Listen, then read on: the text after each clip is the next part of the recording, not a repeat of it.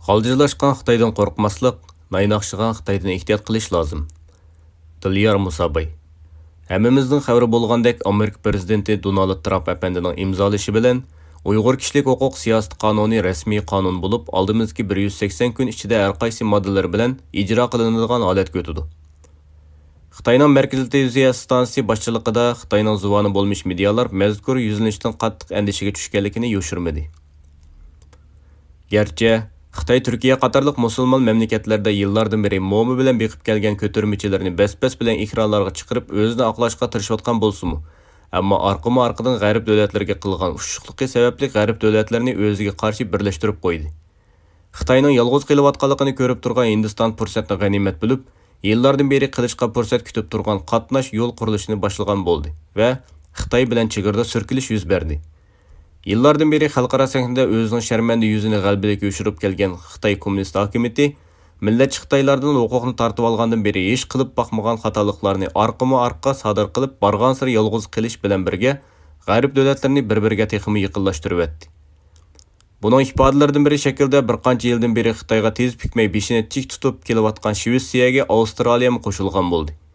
Gerçi bu yuzlanishlar biz uchun foydali bo'lsa-mu, ammo Xitoyni yaxshi tushunganlar uchun Xitoyning rezil hiyla mekerlarining bu yerda tugmaydiganligi sir emasdir.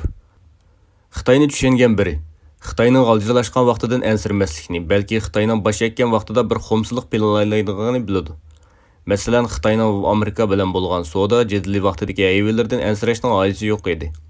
Ammo Xitoyning ustiga kelib kelishimga imzo qo'ygan vaqtida 200 dan ortiq guvohchi yig'ib, Xitoyni bosh ekizganligiga shohid qilib, mag'rurlikdan kiyilib ketishga oldirgan Amerikaliklar Xitoyda biror tabiiy ofat yoki kasallik yuz bergan ahvolda Xitoy davlati bu kelishimlarga to'liq amal qilmasa bo'ladi moddasini qo'shib turib imzolayotgan Xitoyning mamlakati ichida tarqalayotgan bir virusni dunyodan yoshirin tutayotganligiga bir oy bo'lganligidan xabarsiz edi. Xitoyning milliy xarakteri mana shundoq bosh egib pishaligini eqitgan vaqtida bir shumliq planlaydigan xumsizlikqa to'lgandir. Shuning uchun Xitoyning Amerikada chiqqan qonunga qarshi g'aljirlashishidan ansirashning hojati yo'q bo'lib, Xitoy 2-3 hafta po'ponlik qilgandan keyin besiqib qoladi. Muhim bo'lgani Xitoyning oldimizgi oylarda shaligini eqitganida nima xumsizlik planlaydiganligidir. Shuning uchun Xitoyning tilini yumshatib, naynaqshigan vaqtida nima planlaydiganligini oldin mo'ljallash muhimdir. G'arbliklarning ishini o'ziga topshirib, biz nima qilishimiz kerak savoli ustida o'ylanganimizda tuvandagidek bir qancha nuqtaga alohida diqqat berishimiz zarurdir.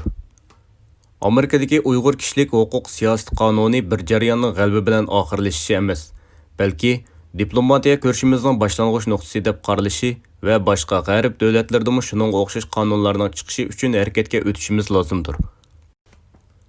Vatandagi tajovuzchi Xitoylarning tuyuqsiz yumshishi mumkinligini ko'rib yetishimiz va vatanimizdagi tajovuzchi Xitoylar ba'zi nuqtalarda yumshab, ba'zi jihatlardan erkinliklarni qisman bersa, buning oldinmasligimiz lozim. 2009-yildagi qonli qirg'inchilikdan keyin harakatlarimizda ko'rilgan yuksalishning Jang Chunshan obdan boshliqkan deb 4 tanga to'van kapolatli pulga aldangan, chet eldagi aqli kamtuk hissiyotchan maddohlar tarafidan so'zlashtirilganligini unutmasligimiz va lager taqalsa vatanga qaytib to'y o'ynashga tayyor turgan ahmoq hamoqatlarning bu qitim maydonni so'rinni qalaymaqon qilishiga fursat bermasligimiz shartdir. Xitoyning o'qituvchi harbiy va siyosiy kuchlari bilan Amerikaliklar o'rtasida kelishim hosil bo'lib, bir siyosiy harbiy o'zgarish orqali Xi Jinpingni tushirib, barliq gunohni o'rniga ortibla og'zimizga amizga silish ehtimolining borligini unutmasligimiz lozim. Chunki hamma davlat o'z manfaati uchun harakat qiladi. Xitoyning Uyg'urlar bilan ulardan boshqa Sharq Turkiston xalqi o'rtasida sunniy sirkilish paydo qilib, buni O'rta Osiyo jumhuriyatlariga kengaytirishga urinish ehtimolini ko'rib yetishimiz va Xitoyning bu taktikasi uchun foydali sharoit yaratib beradigan Xitoy gumashlari va aqlni Xitoyga arzon bahoda kiraga bergan ko'rinishda vatanparvar, mohiyatda buzg'unchi vatanparvarlarga xususan diqqat qilishimiz lozimdir. Kulturimizning diniy xususiyatlarini muhim bilgan Sharq Turkistonliklar bilan kulturimizning milliy taraflariga bekrak ahamiyat bergan Sharq Turkistonliklar orasida nizo urug' chechish ehtimolini ko'rib yetishimiz va Xitoyning bu taktikasi uchun foydali sharoit yaratib beradigan Xitoy gumashlari va aqlni Xitoyga arzon bahoda kiraga bergan munofiqlarga diqqat qilishimiz lozimdir. Yig'ib aytganda, Xitoy rahbarligidagi Xitoy kommunist hokimiyati dunyo tarafidan e'tirof qilingandan beri xalqaro sahnada bundoq orqa-orqadan xatolik o'tkazib, o'zini yolg'izlashtirib boqmagan edi. Klassik Xitoy xumsizligi bizga shuni ko'rsatib turadiki, aynoliqning asqatmaganligini bayqagan Xitoy doiralari darhol naynaqshib erkalashga, xubsallik va xumsizlik bilan xumparlik qilishga boshlaydi. Bu Xitoy qavmidagi milliy aloyidlikning eng ro'shanlaridan biridir. Bizmo Xitoyning hojatmanlikka qistab naynaqshigan vaqtida og'zimizga solgan emizgiga oz aldanmagan xalqdirmiz.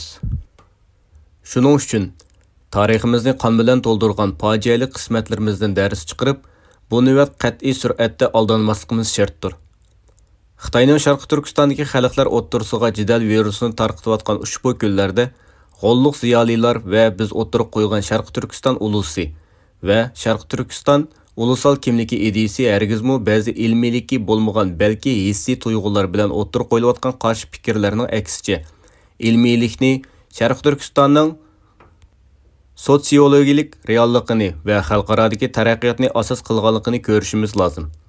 Navbatdagi vaziyat Sharqi Turkiston ulusi va Sharqi Turkiston ulusal kimligi ideyasining Xitoy tarafidan ishlab chiqarilib, bizni oson yuqumlandira oladigan etnik virusga qarshi Turkistonning yerlik va milliy vaksinasi ekanligini diasporadagi xalqimizning tunib yetishi uchun muhim bir fursat bo'lg'usidir.